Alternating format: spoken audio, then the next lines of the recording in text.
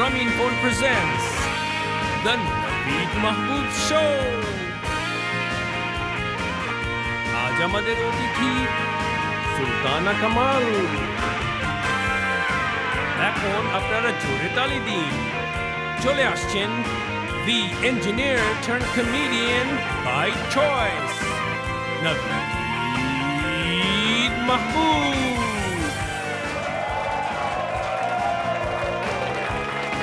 Thank you.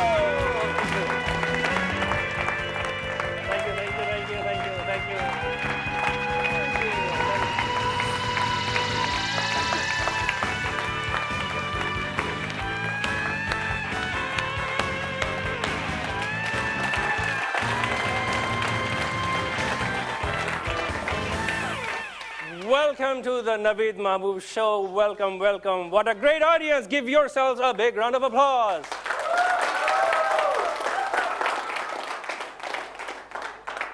এখানে মানে খুবই সুন্দর একটা দর্শক এবং মনে হচ্ছে যে আমি একটা 5-star হোটেলে এসেছি।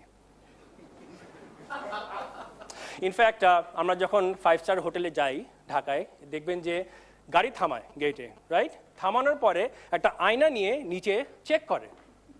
তা আমি বললাম যে ভাই আপনি খালি গাড়ির তলা চেক করেন কেন? গাড়ির ভিতরে তো বোমা টোমা থাকতে পারে। তোরা বললো স্যার বোমা টোমা খুঁজতেছি না, আপনি একটা 5-star হোটেলে ঢুকতেছেন, গাড়ির তলায় কাদা আছে কিনা দেখতেছি।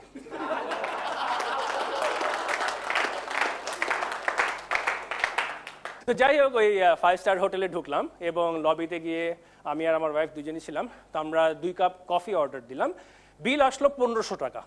1500 টাকা কেমনি হয়, রাইট? কেমনি হয় 1500 টাকা? বলে না স্যার, আপনি এক 5-star হোটেলে ঢুকেছেন, এত সুন্দর মোলায়েম পরিবেশ, সুন্দর সুন্দর মানুষ, গান, এসি, এটার জন্য তো আপনার টাকা দিতে হবে। এটাকে বলা হয় আম্বিয়ান্স। ফাইন, আরও 2 কাপ কফি দেন।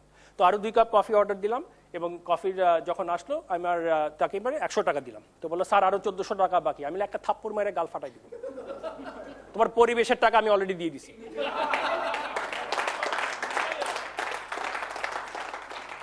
খাওয়ার কথা বলছি, খাওয়ার দাম কিন্তু মোটামুটি বেড়ে যাচ্ছে, রাইট? একদম বেড়ে যাচ্ছে, কমার কোনো নামগন্ধ নাই। আমার মনে হয় কয়েকদিন পরে আমরা খাওয়া যখন কিনতে যাব, জুয়েলারি দোকান থেকে কিনতে হবে।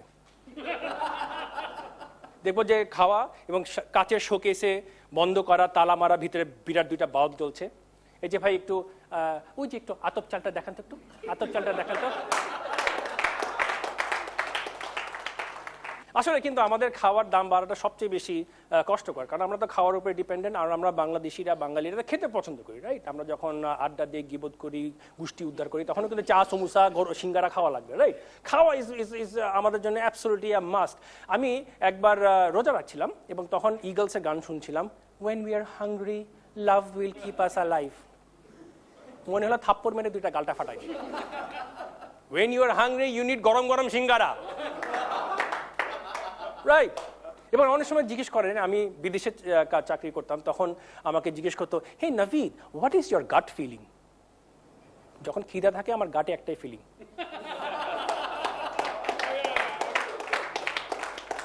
আমার গাটে একটাই ফিলিং। আর আমরা যখন ফ্যাশন শোতে যাই, দেখি যে খুব সুন্দর সুন্দর সুপার মডেলরা হেঁটে যায়, কিন্তু দেখেছি একটা জিনিস খেয়াল করবেন, ওরা হাসে না, রাইট? এত সুন্দর মেয়েকে হেঁটে যাচ্ছে, হাসে না। ঢাকা শহরে যদি সুপার মডেলরা হাঁটে, ম্যান হলে পড়ে যাবে, ওরা একদমই হাসে না। আমি বললাম কেন এত সুন্দর মানুষ হাসে না কেন? ওদের পেটে খিদা।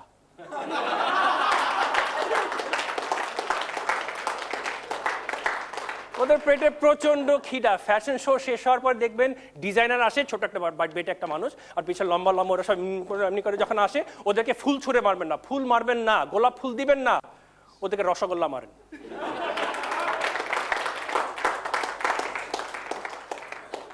তো এই খাওয়াগুলি কিভাবে আসে? চিটাগাং পোর্টে নামে, ট্রাকে করে আমাদের এখানে আসে বা দেশগ্রাম থেকে আসে, রাইট? সো এই জন্য আমাদের এই যে হাইওয়েগুলি খুবই ইম্পর্টেন্ট। এখানে এর জন্য আমাদের এই রাস্তাটাকে এখন ট্রানজিটের জন্য খুলে দেওয়া হচ্ছে এবং আমরা ট্রাক দেখবো, বিভিন্ন দেশের ট্রাকও এখন রাস্তায় চলবে, ভারতীয় ট্রাকও চলবে। It's nothing wrong, it's a part of the economy. তো যখন ট্রাক চলবে, আমার মনে হয় কি হবে, বাংলাদেশি ট্রাকের সাইডে লেখা, আমাকে ডিজেল দিন, জন্ম থেকে জ্বলছি। আর ভারতীয় ট্রাকে লেখা থাকবে, জন্ম থেকে দুলছি।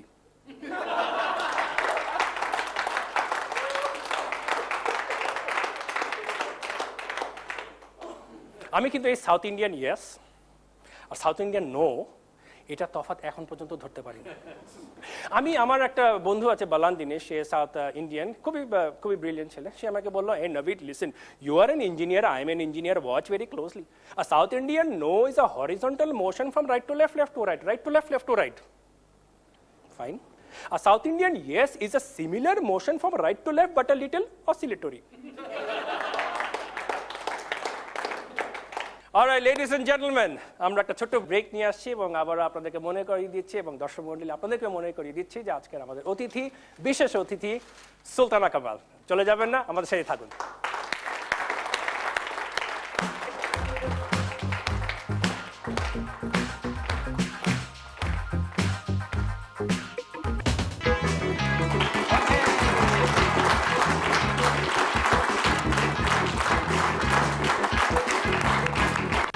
Okay, welcome back to Grameen Phone Presents The Naveed Mahboob Show. এবং আজকে আমাদের সাথে একটা ফ্যান্টাস্টিক অডিয়েন্স আছে এবং আমাদের সাথে আজকে একজন খুবই বিশেষ একজন অতিথি আছেন। ওনাকে আপনারা সবাই চিনেন এবং উনি যাকে বলা হয় trailblazer. Ladies and gentlemen, please welcome Sultana Kamal. Thank you.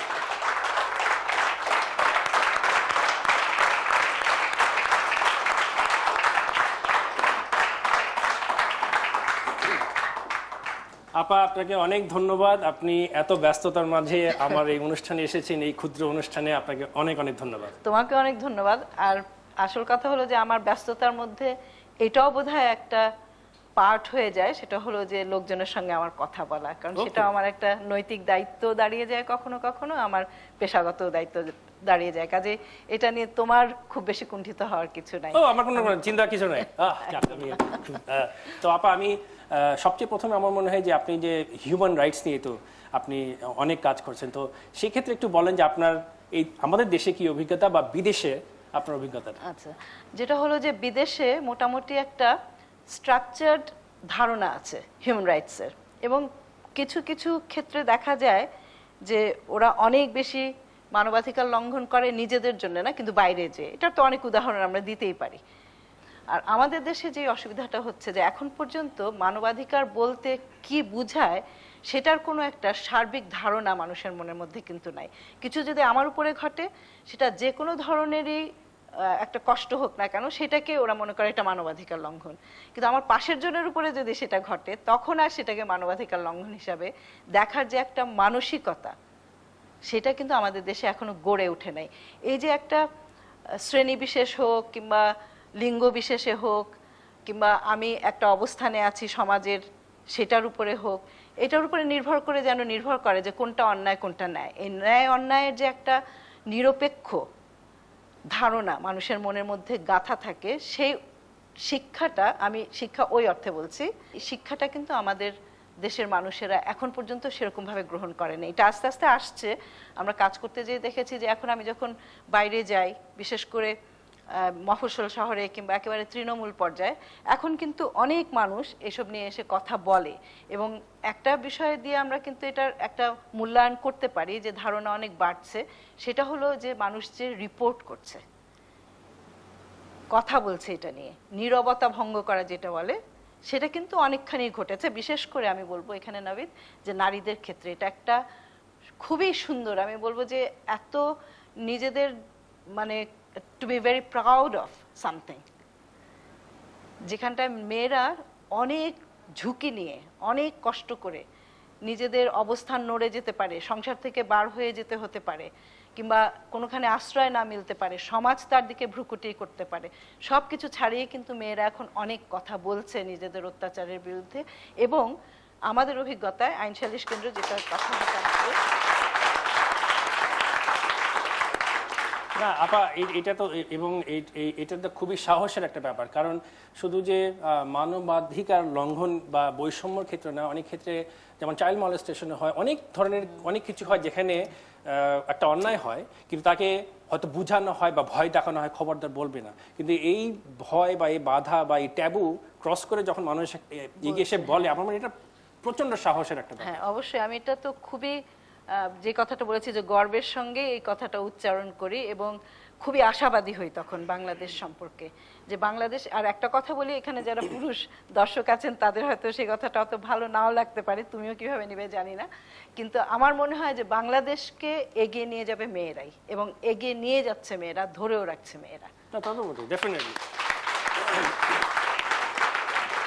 আর যে জিনিসটা হয়, আমি বলি যেহেতু কথায় কথায় এলো এই কথাটা, আমরা নিজেরা যারা এই দায়িত্বগুলি নিয়ে নিয়েছি, যারা একটু বাইরে বেরিয়ে এসেছি, চিন্তা করেছি মেয়েদের বাইরে আসা উচিত, কাজ করা উচিত, তাদের উপরে কিন্তু এখন মাল্টিপল লায়াবিলিটি চলে আসছে আস্তে আস্তে, যে আমাদের ঘরেও করতে হবে, বাইরেও করতে হবে, আমার স্বামীও যা কিছু করতে পারেন সেটার জন্য আমাকে তাকে তৈরি করে দিতে হবে, আমার বাচ্চাকে স্কুলে নিয়ে যেতে হবে, স্কুল থেকে আনতে হবে, তার পড়াশোনার সমস্ত দায়িত্ব নিতে হবে, আবার আমাকেও একটা সমাজের অ্যাক্টিভ কিংবা সক্রিয় একজন সদস্য হিসাবে প্রমাণ করতে হবে। সবকিছু মিলে মাঝে মাঝে মনে হয় যে আমরা নিজেদের উপরে একটু বেশি বোঝা নিয়ে নিয়েছি। তো একটা মজার কথা বলি, এটা যেহেতু মজার শো, আমার একটা বন্ধু আছে, তো তার মাঝে মাঝে নালিশ করে যে তার স্বামীর কথা বলে যে ও গাড়ি নিয়ে বেরিয়ে গেছে, ড্রাইভার ছিল না, আমি আসতে পারি নাই। তো আমি বললাম যে তাহলে তুমি কেন ড্রাইভিংটা শিখে নাও না? তো তখন বলছে যে এটা আমাকে আর বলো না, তাহলে ড্রাইভিংটা আমার করতে হবে। এক্স্যাক্টলি, এটা আমি, কিন্তু আমার মানে এটাও হয় যে যেটা আপনি এখন বললেন যে একটা মেয়ে যখন প্রফেশনাল লাইফে ঢুকছে, কিন্তু তাও কিন্তু তার উপরে সেই পুরো এক্সপেকটেশনটি আছে যে তুমি আবার ঠিকই পুরো সংসারটা চালাতে হবে তোমাকে, তো এটা একটা ডাবল ট্রিপল প্রেশার। ওকে আপা, আমরা খুব ইন্টারেস্টিং একটা আলাপের মধ্যে আছি, তো আমরা একটা ছোট্ট ব্রেক নিয়ে আসবো, তারপরে আমাদের আলোচনা আবার কন্টিনিউ করবো। তো আবার মনে করিয়ে দিচ্ছি, আপনারা দেখছেন Grameen phone presents the Navid Mahbub show, এবং আমাদের অতিথি সুলতানা কামাল। ছোট্ট একটা ব্রেক নিয়ে আসবো, চলে যাবেন না।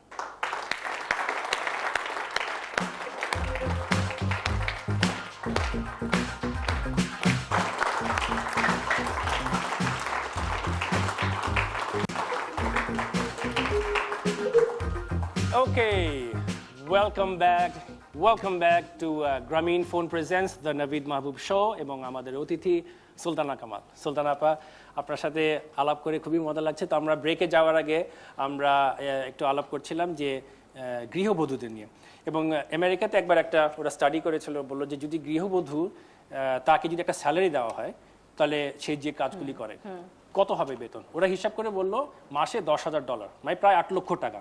তাও এটা কিন্তু খুব মানে বেসিক কাজের কথা বলছি। সুতরাং আমরা বুঝতে পারি যে একটা মা যখন একটা ডিসিশন নেয় যে আমি বাসায় থাকবো, বাচ্চাদের দেখবো, যদি এটাকে আমরা কোয়ান্টিফাই করতে পারবেন, দেখেন কত, কারণ তারা তো মাল্টিপল রোলটা পালন করছে, তাই না? তারা বাসা দেখছে, রান্না করছে, কাপড় ধুচ্ছে, বড়দেরকে সেবা দিচ্ছে, বাচ্চাদেরকে সেবা দিচ্ছে, ঘর পরিষ্কার করছে।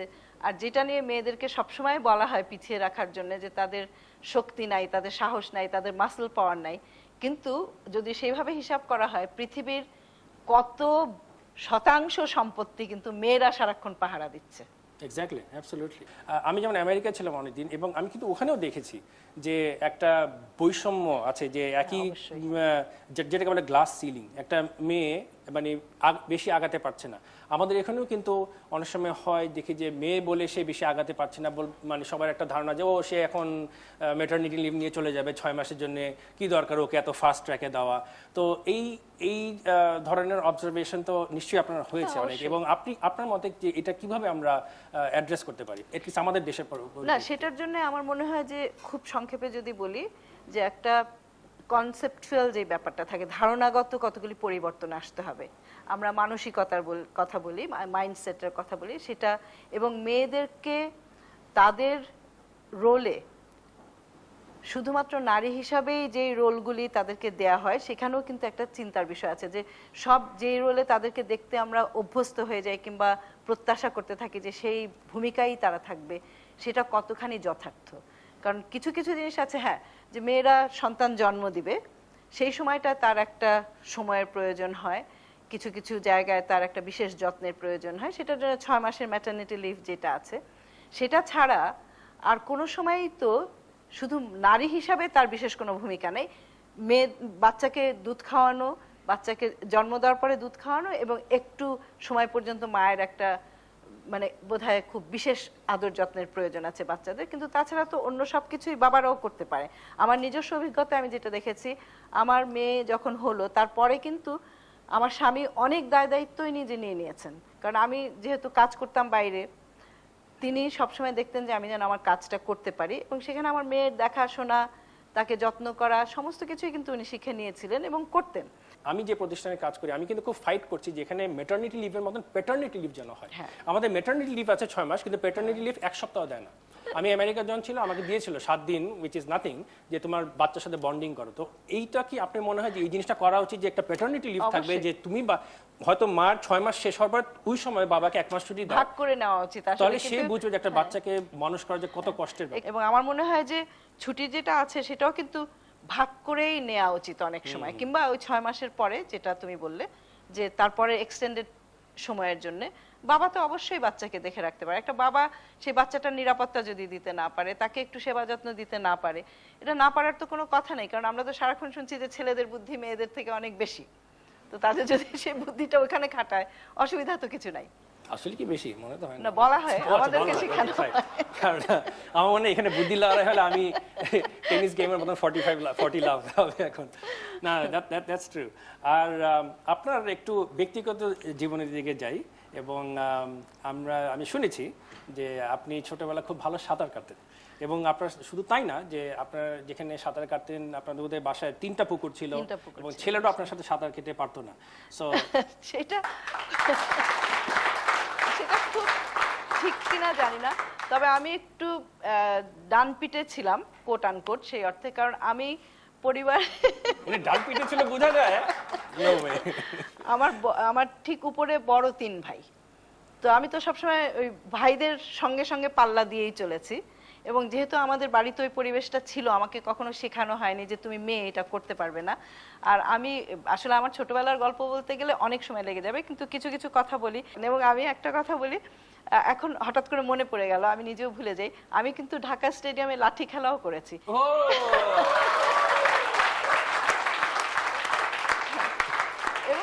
আপার লাঠি থেকে সাবধান থাকবেন সবাই।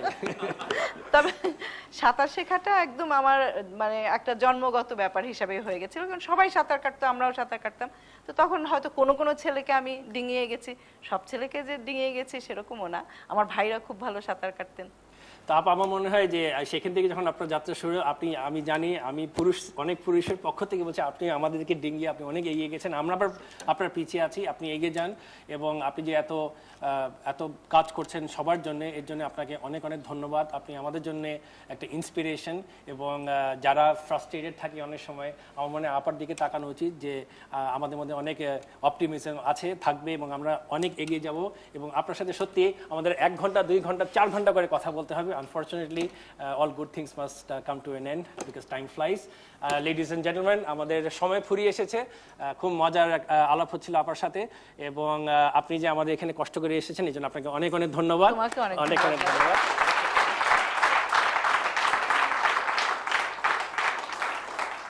এবং তার সাথেই আজকের এপিসোডের আমরা শেষে চলে এসেছি। Grameen phone presents the Navid Mahbub show. আগামী সপ্তাহে আমাদেরকে আবার দেখতে পারবেন এনটিভিতে রাত্রে 9টায়। এবং টিল দেন আপনারা সুস্থ থাকুন এবং আপনারা মন খুলে হাসবেন। Thank you.